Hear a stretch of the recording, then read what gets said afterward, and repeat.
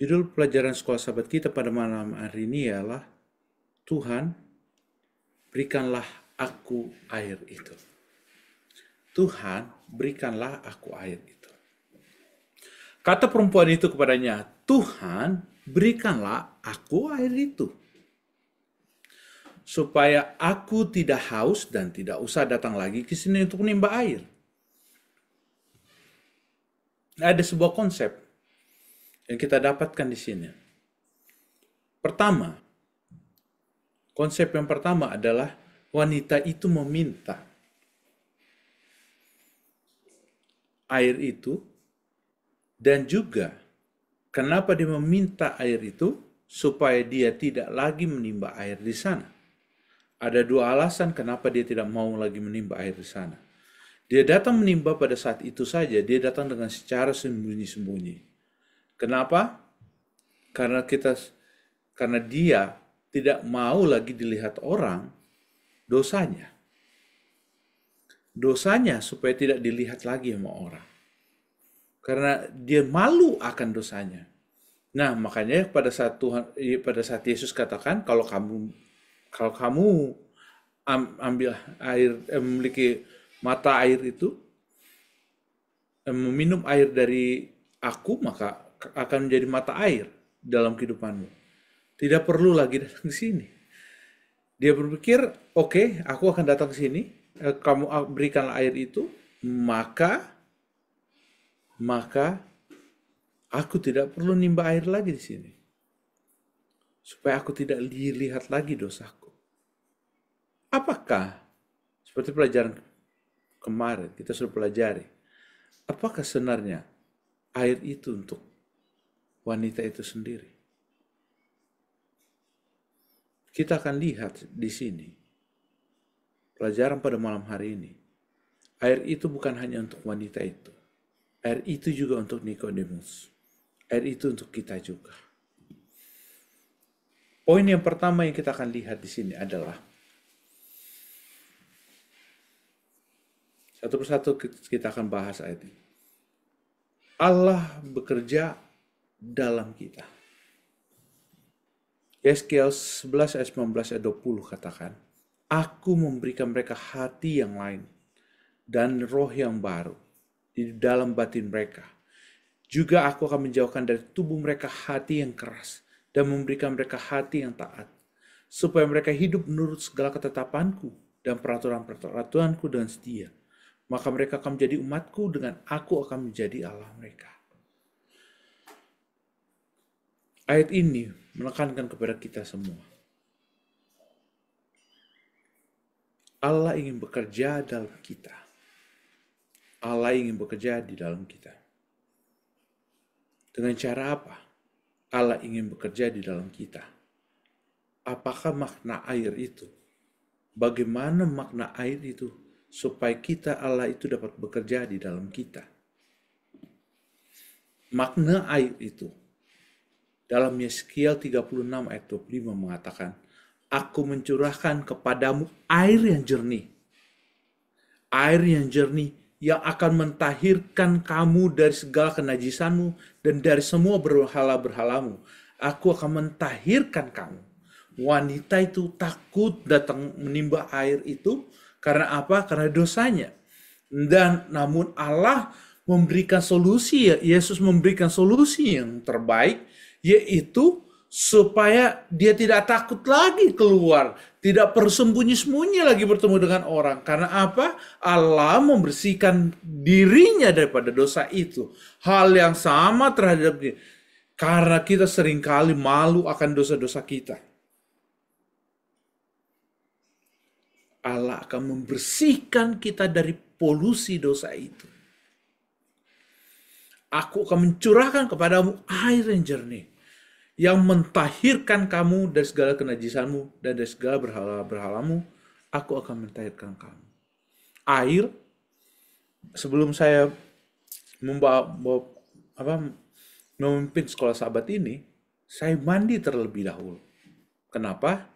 Saya merasa ada keringat saya, badan saya kotor, pulang dari pekerjaan, saya harus mandi terlebih dahulu. Dan pada saat saya mandi, kotoran-kotoran di badan saya menjadi apa? Hilang. Dan pada saat Allah mencurahkan air kepada kita, tubuh kita pada awal, tubuh sesungguhnya pada saat Allah mencurahkan air jernih itu, maka setiap dosa-dosa yang ada di sekitar kita, di dalam kehidupan kita akan dibersihkan.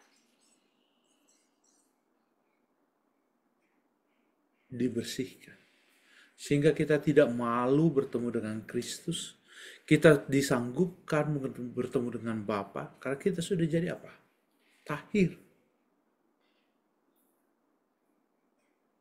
Nah, wanita itu memerlukan air hidup itu. Karena apa?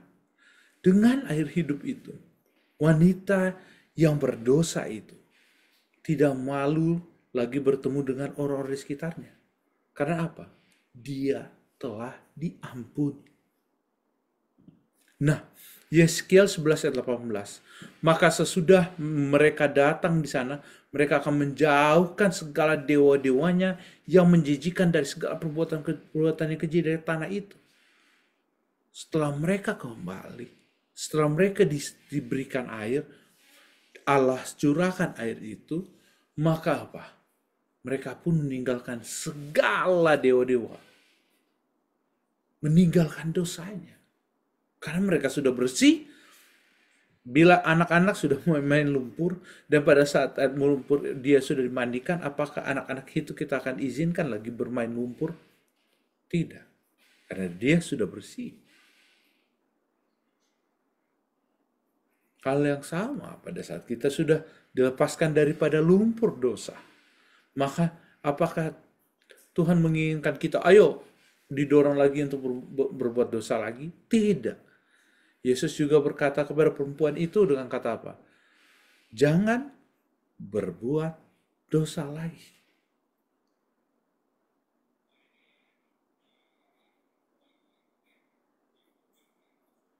Hal yang sama. Apa yang Yesus katakan pada perempuan-perempuan yang dia telah selamatkan itu, dengan kata yang sama, dia mengatakan kepada kita semua pada saat kita sudah ditahirkan. Dia akan berkata, jangan berbuat dosa lagi. Berarti dengan demikian kita harus menghindar dari segala yang dapat membuat kita jauh daripada Tuhan. Yeskiel 36 ayat 9, aku melepaskan kamu dari segala dosa kenajisanmu, dan aku akan menumbuhkan gandum serta memperbanyaknya, dan aku tidak lagi mendatangkan kelaparan atasmu. Allah melepaskan kita dari dosa, melepaskan kita dari dosa dan kenajisan kita. Dan pada saat Allah melepaskan itu, dia memberikan berkat pada kita. Sama kepada Nikodemus. Yesus menjawab kepadanya, aku berkata kepadamu, sesungguhnya jika seorang tidak dilahirkan kembali, ia tidak dapat melihat kerajaan Allah. Tanpa pertobatan, kita tidak dapat melihat Allah. Tanpa pertobatan, kita tidak bisa masuk ke dalam kerajaan Allah. Karena itu, kita harus dilahirkan kembali. Kita harus mengecap pertobatan itu. Hal yang sama, Yesus katakan, jika engkau tahu tentang karunia Allah, jika engkau tahu keselamatan dari Allah, siapakah dia yang berkata kepadamu, berilah aku minum, niscaya engkau telah meminta kepadanya, dan ia telah memberikan kepadamu air hidup. Ia telah memberikan kepadamu air hidup. Allah ingin selalu memberikan keselamatan kepada siapapun, termasuk wanita yang di dalam wanita yang di sumur itu. Dia ingin menjangkaunya. Dia ingin memberikan kelepasan daripada beban hidupnya. Pada Nikodemus, dia ingin melepaskan Nikodemus dari beban hidupnya. Dia ingin menyelamatkannya. Dia ingin menjangkau.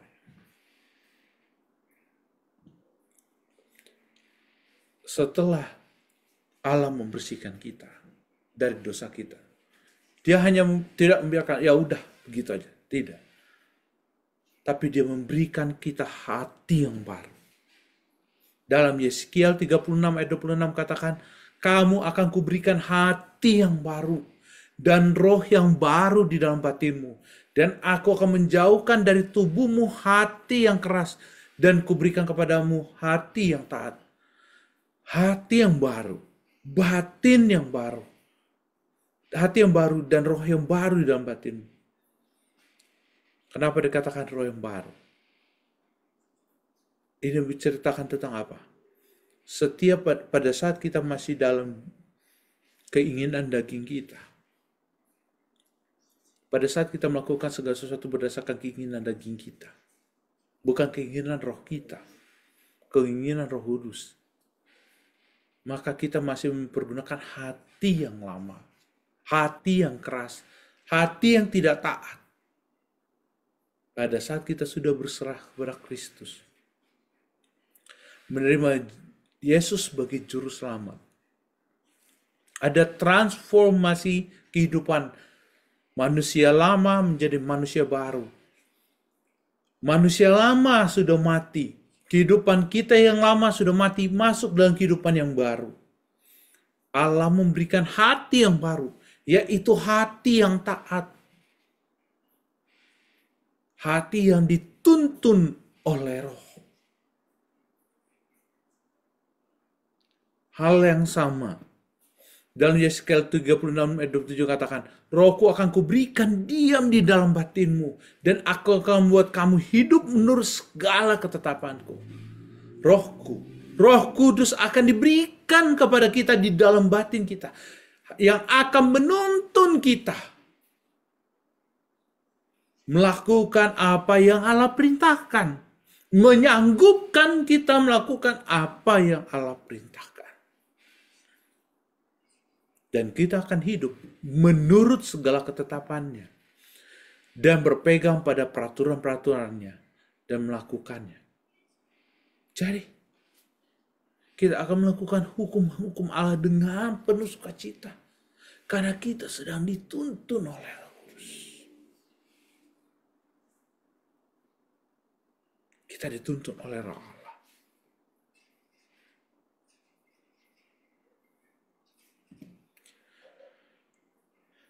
Hal yang sama dijelaskan kepada Nikodemus. Aku berkata kepadamu, sesungguhnya jika seorang tidak dilahirkan dari air dan roh, ia tidak dapat masuk dalam kerajaan Allah. Diulangi lagi. Aku berkata, jika seorang tidak dilahirkan air dan roh, air yang adalah lambang roh, ia tidak dapat masuk dalam kerajaan Allah. Karena pada saat kita menerima Yesus sebagai juru selamat, dibaptiskan dalam baptisan yang suci, maka kita bukan hanya dibaptis melalui air, tapi kita sudah menerima baptisan roh. Baptisan roh artinya pertobatan, perubahan, berganti manusia lama menjadi manusia baru. Jadi, pada saat kita sudah menerima Yesus sebagai juru selamat,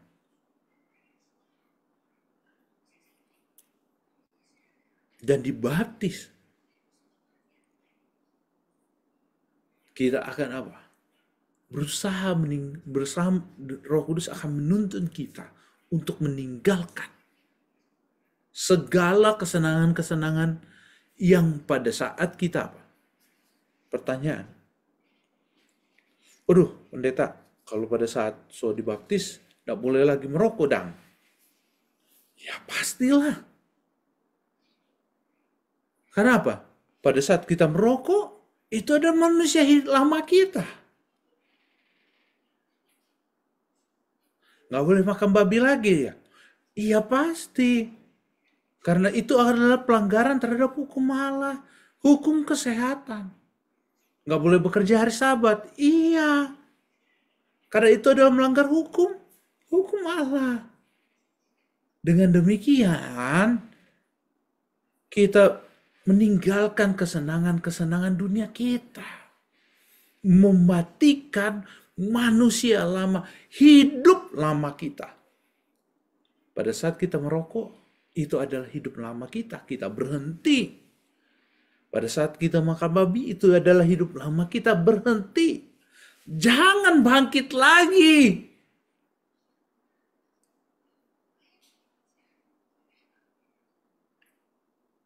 Hidup baru kita adalah hidup yang dituntun oleh Roh. Dituntun oleh Roh Kudus melakukan perintah Allah.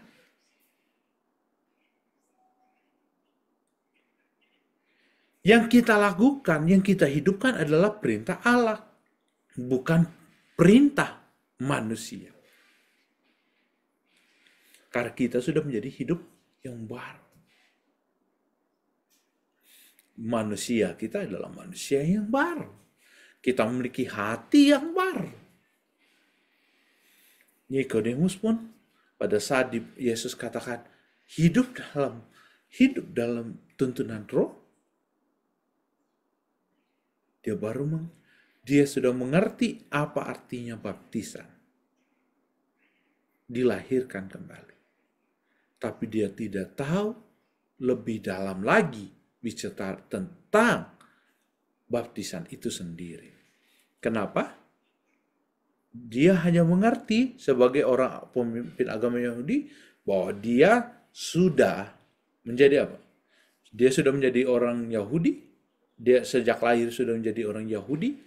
Maka pada saat dia dibaptiskan, dia adalah orang sejak lahir adalah orang Yahudi dan pemimpin agama, dia tidak perlu dibaptiskan. Tapi orang yang non-Yahudi mau jadi ikut agama Yahudi harus dibaptis. Padahal Yesus menekankan kepadanya, baptisan itu dilahirkan kembali. Itu bukan bicara orang Yahudi yang mau jadi orang non-Yahudi mau jadi orang Yahudi, tapi bicara tentang apa? Lahir dari Roh. Yang lebih dalam lagi. Lahir dari Roh, dituntun oleh Roh. Hidupnya dituntun oleh Roh. Dan pada saat ditekankan demikian, yang Yesus inginkan dari Nikodemus adalah pertobatan.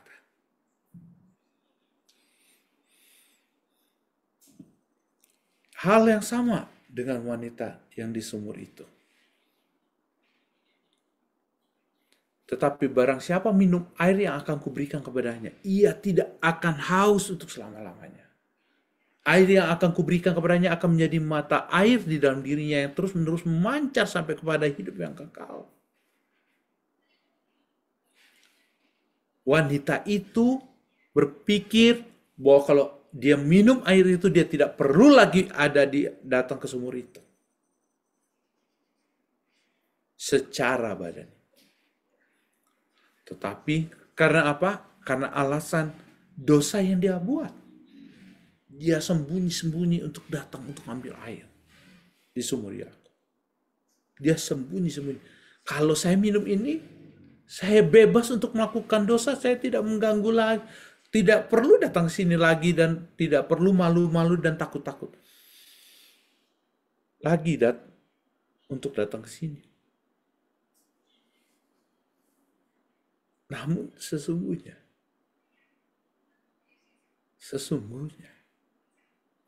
Yesus sedang memberikan pelajaran kepadanya untuk mengecap pertobatan. Tinggalkan manusia lama. Hidup jadi manusia baru.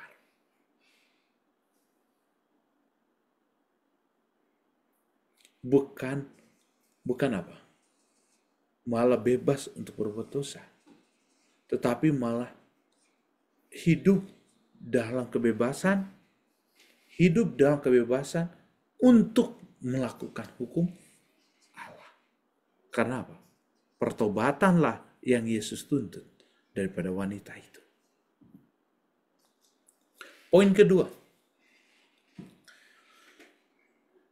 bila Allah yang bekerja, maka poin kedua, Allah yang akan membawa kita dalam kasih karunia-Nya. Dan kamu akan diam di dalam negeri yang telah kuberikan kepada nenek moyangmu. Dan kamu akan menjadi umatku, dan aku akan menjadi Allahmu. Kamu akan menjadi umatku, aku akan menjadi Allahmu. Bila kita sudah diberikan air itu, hati yang baru, maka kita akan menjadi umat Allah. Dan Allah itu adalah Allah kita. Nah, dengan demikian, kita dimasukkan dalam satu persekutuan. Persekutuan itu yang dibawa oleh Yesus itu sendiri. Allah itu sendiri, yaitu persekutuan umat Allah. Kita dituntun menjadi satu. Di dalam Yohanes 14 ayat 1 sampai 3 mengatakan, jangan gelisah hatimu, percayalah kepada Allah, percayalah juga kepada aku. Di rumah Bapakku banyak tempat tinggal.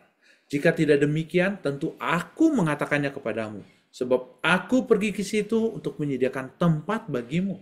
Dan apabila aku pergi ke tempat ke situ dan telah menyediakan tempat bagimu, aku akan datang kembali dan membawa kamu ke tempatku, supaya di tempat di mana aku berada, kamu pun berada. Ayat ini sering sekali dipakai bicara tentang bahwa Yesus menyediakan tempat di surga. Tapi pada malam hari ini, kita akan lihat ayat ini dalam sisi yang berbeda. Lihat, kata itu diawali dengan jangan gelisah hatimu. Kenapa kita tidak perlu gelisah? Percaya kepada Allah, percaya juga kepadaku.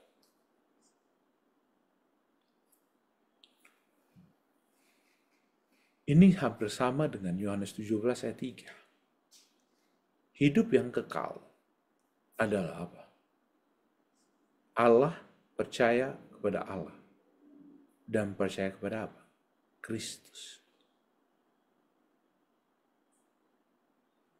Kata yang saya garis bawahi adalah, kata yang saya beri warna merah. Jika kita percaya kepada Allah, percaya juga kepada Kristus. Kata yang saya beri warna merah adalah menyediakan tempat bagimu. Pertanyaan, apakah Yesus bertukang di sorga saat ini untuk memberikan rumah bagi kita? Jawabannya tidak. Apa yang Yesus lakukan pada saat ini? Dia tidak membuat apa-apa. Yang dia buat adalah apa? Menyediakan tempat bagimu. Yaitu dia sedang bekerja untuk keselamatan kita. Dia sebagai apa? Imam besar di sorga. Dia adalah apa?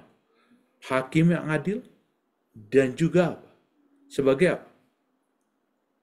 Pembela kita.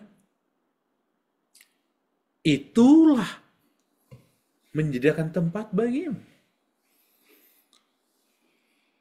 Ini menekankan, menyediakan itu bukan di sorganya disediakan, tapi saya dan saudara yang sedang dia sediakan.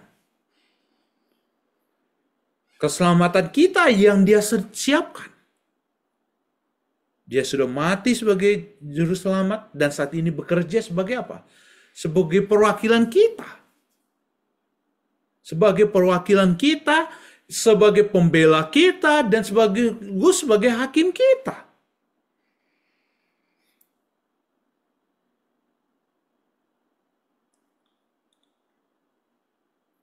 Dan setelah itu di akhir ayat ini dikatakan supaya tempat di mana aku berada, kamu pun berada. Inilah arti yang dikatakan di dalam bahwa di dalam Yeskiel, aku Kita ini akan menjadi apa? Umatnya, dan Yesus akan menjadi Allah kita.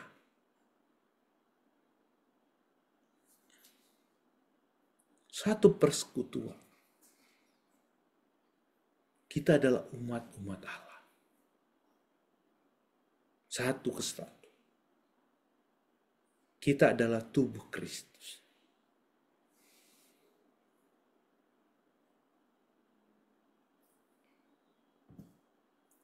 Wahyu 21 ayat 3 mengatakan, lalu aku mendengar suara nyaring dari tahta itu berkata, lihatlah kemah Allah ada di tengah-tengah manusia, dan ia akan diam bersama-sama dengan mereka. Mereka akan menjadi umatnya, dan ia akan menjadi Allah mereka. Allah bersama dengan umat.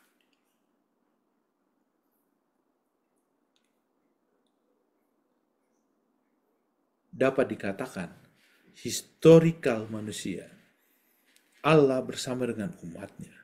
Sejak dari kejadian, manusia diciptakan, Allah bersama dengan umatnya. Tapi umatnya coba menjauh, Adam dan Hawa coba menjauh, jatuh dalam dosa. Allah berusaha untuk bersama dengan Adam dan Hawa, diberikan pengantara melalui korban bakaran. Sampai pada saat Yesus mati, Allah bersama dengan umatnya. Pada saat Yesus mati di kayu salib, Allah bersama dengan umatnya. Pada saat Yesus naik ke surga, menjadi hakim, menjadi imam besar bagi kita semua, Allah bersama dengan umatnya. Dan saat Yesus datang kembali, kemah Allah, Allah bersama dengan umat. Allah tidak pernah meninggalkan umatnya. Umatnya yang selalu jauh meninggalkan Allah. Allah berusaha berada di sisi manusia, tapi manusia memilih jalan yang lain.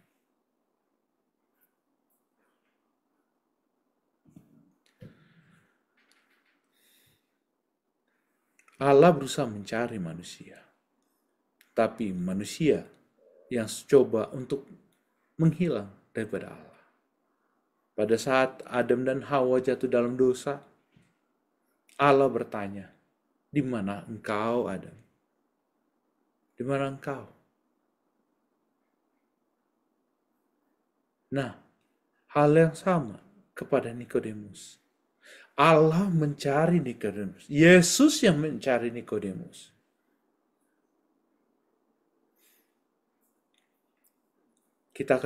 Saya akan coba ulangi lagi bagaimana Yesus menjangkau Nikodemus.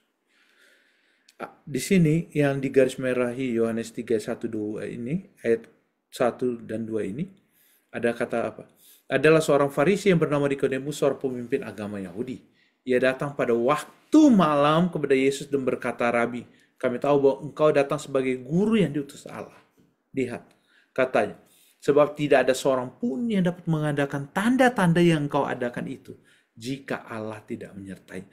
Kata yang digarisbawahi adalah diberi warna merah, sebab tidak ada seorang pun dapat mengadakan tanda-tanda itu. Jadi, kapan? Belum berbicara, belum apa dikatakan di Yohanes menulis tentang Nikodemus. Nikodemus mengatakan sebab tidak ada seorang pun dapat mengadakan tanda-tanda. Kapan Yesus mengadakan tanda-tanda itu? Sehingga Nikodemus yakin bahwa Yesus itu adalah apa? Rabi yang diutus Allah, guru yang diutus oleh Allah. Kita baca di ayat sebelumnya, di Yohanes 2 ayat 18 dan 19. Orang-orang Yahudi menantang Yesus, katanya, tanda apakah yang dapat engkau tunjukkan kepada kami bahwa engkau berhak bertindak demikian? Orang Yahudi yang bertanya. Tapi Yesus tidak menjawab untuk orang Yahudi. Yesus menjawab untuk Nikodemus. Yesus menjawab untuk Nikodemus. Jawaban Yesus untuk Nikodemus. Kenapa? Nikodemus sedang mencari tahu tentang Mesias. Maka dia menjawab untuk Nikodemus. Rombak bait Allah ini dalam 3 hari aku akan mendirikannya kembali. Tanda ini adalah tanda Yesus sebagai Mesias. Yesus menjawab untuk Nikodemus. Yesus sedang mencari Nikodemus. Makanya pada malam harinya, Nikodemus ingin bertemu dengan Yesus. Bukan Nikodemus yang cari Yesus, tapi Yesus yang cari Nikodemus. Sama dengan wanita itu. Bukan wanita itu yang cari Yesus, tapi Yesus yang cari dia. Ia pun meninggalkan Yudea dan kembali ke Galilea. Sebelumnya, Yesus pergi ke Yudea, tidak perlu melewati Samaria. Tapi kenapa? Pada kali ini, ia harus melintasi daerah Samaria. Kata ini dikatakan, ia harus melintasi daerah Samaria. Jawabannya adalah, ada yang dia mau cari di sana. Saudara, penulisan kitab Yohanes sangat menarik. Setiap kali pada saat pemanggilan dia punya murid, ada sesuatu kata untuk menandakan bahwa Yesus sedang mencari. Yesus sedang mencari. Nikodemus diberikan kata untuk mengata tanda bahwa Yesus sedang cari Nikodemus. Sedang mau jangkau Nikodemus. Maka hal yang sama dengan wanita yang di Samaria itu. Yesus sedang jangkau dia. Dia ingin jangkau dia. Saudara, bukan kita yang cari Yesus, tapi Yesus yang cari kita.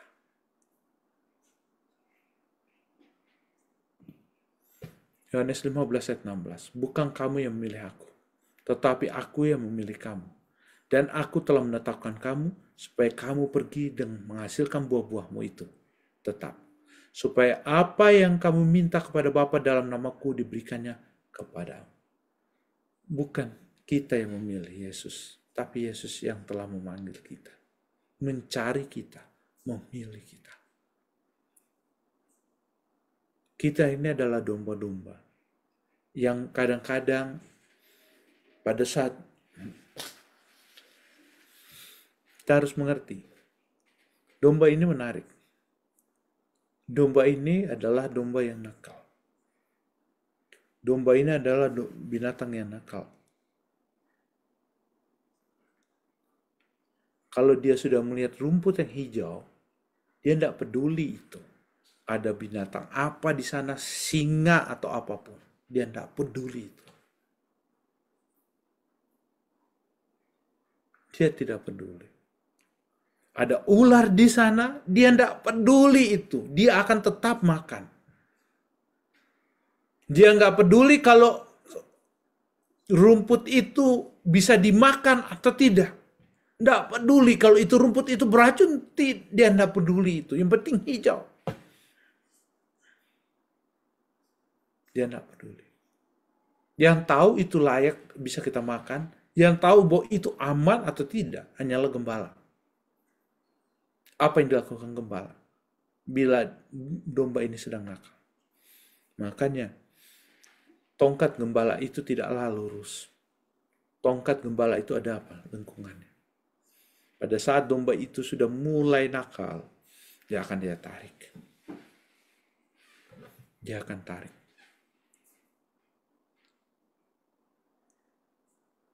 Pada saat kita ke kanan, ke kiri, Yesus tarik kita. Dia cari kita. Dia temukan kita. Pada saat kita lepas dari kawanan kita, dan kita sedang diserang, ya gembala itu akan hadir untuk menolong kita. Dan gembala itu adalah Yesus. Dia melindungi kita dari apa? Masalah yang kita akan hadapi. Poin ketiga, Allah akan membawa kebaikan kepada kita.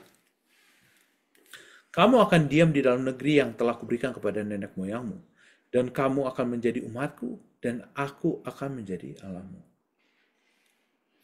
Kamu akan diam di dalam negeri yang telah kuberikan kepada nenek moyangmu. Kita akan lihat apa maknanya ini. Ulangan 7 ayat 7-8 mengatakan, bukan karena lebih banyak jumlah dari bangsa manapun juga maka hati Tuhan terpikat oleh yang mudah memberi kamu. Tidak ada spesialnya kita, saudara. Kita adalah manusia yang jatuh dalam dosa. Tuhan memiliki banyak manusia-manusia yang masih lebih setia daripada kita.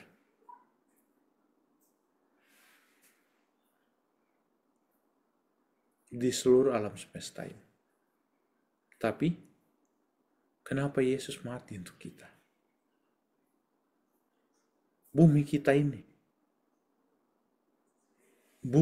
ini lah yang didatangi oleh Yesus, Juru Selamat Sang Pencipta itu sendiri. Bukankah kamu ini yang paling kecil dari segala bangsa? Tetapi karena Tuhan mengasihi kamu dan memegang sumpahnya yang telah diikrarkannya kepada nenek moyangmu, maka Tuhan telah membawa kamu keluar dengan tangan yang kuat dan menebus engkau dari rumah perbudakan, dari tangan Firaun, Raja Mesir. Kita lihat di sini. Poin pertama sudah dijelaskan. Kita ini tidak ada spesialnya. Orang Israel itu tidak ada spesialnya. Tapi Allah datang untuk mereka. Allah juga ada di dekat mereka. Dikatakan lagi orang Israel itu dari paling kecil dari segala bangsa. Tetapi karena Tuhan mengasihi dan memegang sumpahnya yang telah diikrarkan kepada nenek moyang, pada Abraham, Ishak, dan Yakub.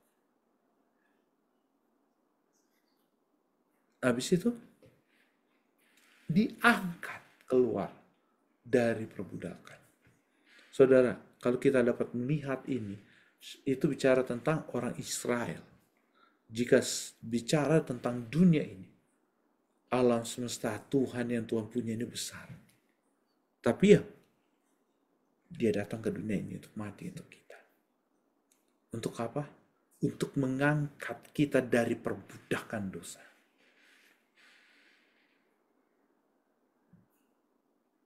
Bila orang Israel dilepaskan dari perbudakan Mesir, saya dan saudara dilepaskan dari perbudakan dosa. Nikodemus dilepaskan dari perbudakan dosa. Wanita itu dilepaskan dari perbudakan dosa. Bagaimana perbudakan dosa? Pada saat kita jatuh dalam dosa, dosa yang berikutnya kita akan dibuat. Dosa yang berikutnya kita akan buat. Dosa yang berikutnya akan... Tidak ada yang bisa dapat memutuskan rantai itu tanpa kecuali apa? Allah sendiri.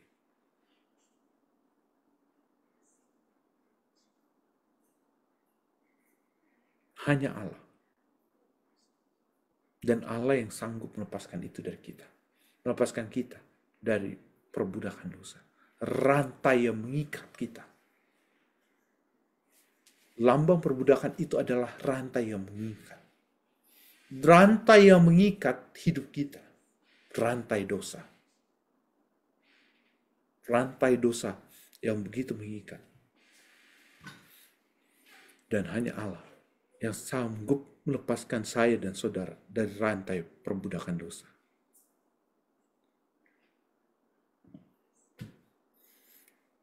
Dengan apa? Yohanes 3 ayat 16. Ayat ini bukan hanya untuk Nikodemus. Ayat ini juga untuk wanita yang disumur. Dan ayat ini untuk saya dan saudara Yohanes 3:16 berkata, karena begitu besar kasih Allah akan dunia ini, sehingga ia telah mengaruniakan anaknya yang tunggal, supaya setiap orang yang percaya kepadanya tidak binasa, melainkan beroleh hidup yang kekal. Kepada Nikodemus dikatakan, kamu akan kubebaskan dari rantai dosa ini karena ya aku akan mati untuk kamu. Kepada wanita yang di sumur, Yesus katakan, aku akan mati untuk kamu. Dan yang sama, Yesus katakan kepada saya dan saudara, Dia telah mati untuk kita semua. Untuk melepaskan kita daripada rantai dosa. Pada saat air itu diberikan kepada kita yang berdosa ini, hidup kita dibersihkan. Setelah hidup kita dibersihkan, diberikan hati yang baru. Hati yang dituntun oleh Roh. Pertobatan itu akan kita nikmati. Memiliki hidup yang baru dituntun oleh Roh Kudus. Amin.